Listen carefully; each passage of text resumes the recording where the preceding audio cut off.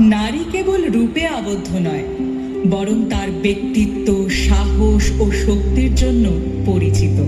পুরুষের মতো লালিত হলেও চিত্রাঙ্গদাকে তার নিজের নারী পরিচয় ও অধিকারের জন্য লড়াই করিয়েছেন রবি ঠাকুর, যা আজও করে চলেছে অনেক নারী।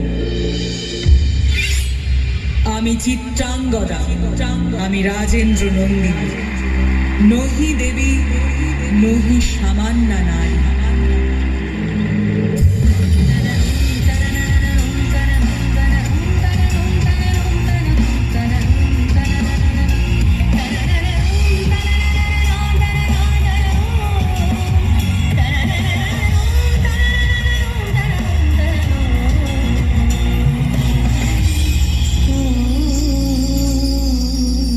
রবি ঠাকুর বুঝিয়েছেন নারী স্বয়ং সিদ্ধা।